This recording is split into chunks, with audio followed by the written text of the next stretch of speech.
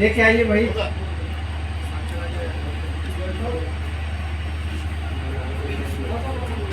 এটা তো লইবো কমলাবতীতে যাইবি। আমার তো ঝামেলা হয়েছে 2-3 দিন।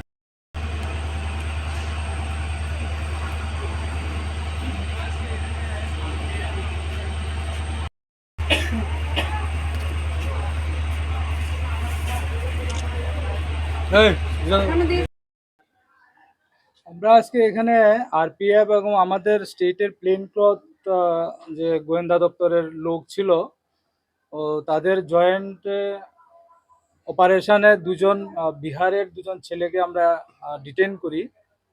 তো এখানে তাদের কাছ থেকে পজিশন থেকে একটা অ্যাপারেন্টলি মনে হচ্ছে এটা কান্ট্রি মেড পিস্তল, তবে এটা ডিটেলস ইনভেস্টিগেশনের পরে বোঝা যাবে এটা কি কান্ট্রি মেড বা ফ্যাক্টরি মেড কিনা। আর 100 বোতল ফ্যান্সিডিল আমরা পেয়েছি। ফ্যান্সিডিল মতো কফ সিরাপ, এটা কফ সিরাপ আমরা পেয়েছি তাদের। আর 2টা লাইভ রাউন্ডও ছিল ওই ওই পিস্তলের মধ্যে ব্যবহার হয় এরকম 2টা রাউন্ড ছিল। এখন ফার্দার ইনভেস্টিগেশন যবে হবে এফএসএল আমরা পাঠাবো। আর বাকি ওরা কার কাছে দেওয়ার ছিল, কোত্থেকে নিয়ে এসে, কারা এর পেছনে আর জড়িত আছে কিনা বা কারা ছিল বা আছে, এটা ফার্দার ইনভেস্টিগেশনে বেরিয়ে আসবে।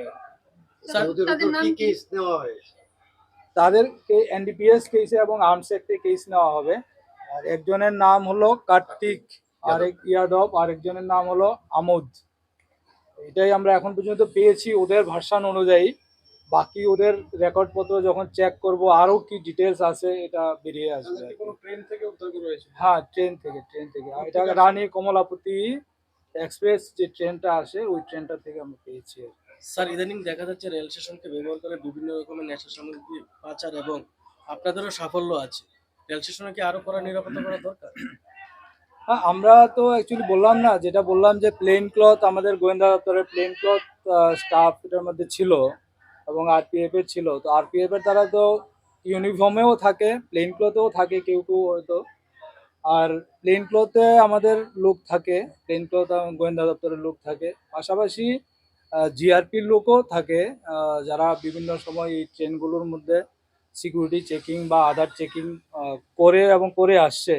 এই জন্যই তো এতগুলো সাকসেস আসছে, আদারওয়াইজ তো এর আগে তো ছিল না। তো এটাকে এখন অনেক বেশি স্ট্রেংথেন করা হয়েছে। এই জন্য আপনারা হয়তো দেখেছেন এর আগেও কয়েকবার ধরা পড়েছে। তো এটা আমাদের অবজারভেশন, আমাদের সিকিউরিটি চেকিং এগুলো প্রতিনিয়তই চলছে এবং এটা কন্টিনিউ থাকবে। প্রাথমিক জিজ্ঞাসাবাদে কি অন্য কারোর নাম উঠে এসেছে যারা জড়িত আছে?